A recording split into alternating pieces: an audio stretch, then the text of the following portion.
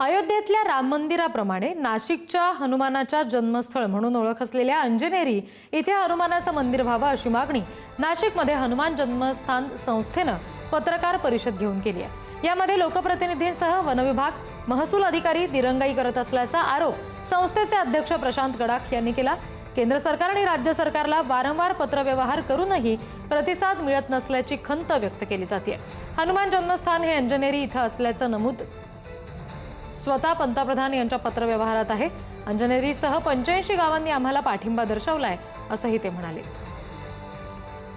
उपमुख्यमंत्र्यांना ना आम्ही एवढे पत्र पाठवलेले, जेवढे महाराष्ट्र गव्हर्नमेंटचे मंत्री आहे ना त्यांना एवढे पत्र पाठवले सगळे।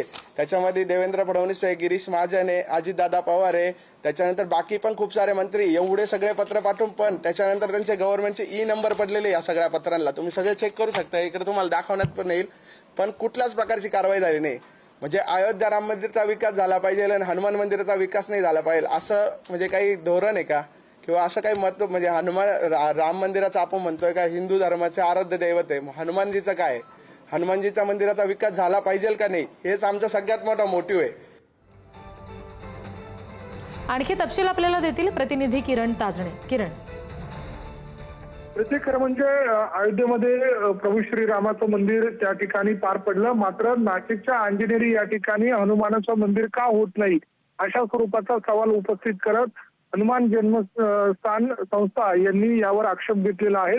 गेल्या 2 वर्षांपासूनचा याबाबतचा पत्रव्यवहार केला जातोय पंतप्रधान कार्यालयापासून तर थेट मुख्यमंत्री कार्यालयापर्यंत, मात्र कुठलाही प्रतिसाद मिळत नाहीये अशा स्वरूपाची खंत व्यक्त करत एकूणच या जन्मस्थान संस्थेनं नाराजी व्यक्त केलेली आहेत आणि प्रामुख्यानं लोकप्रतिनिधी देखील याकडे कानाडोळा करताय, दुर्लक्ष करताय। त्यांना हनुमान मंदिर नको आहे का अशा स्वरूपाचा सवाल देखील त्या संस्थेच्या पदाधिकाऱ्यांनी व्यक्त केलेला आहे।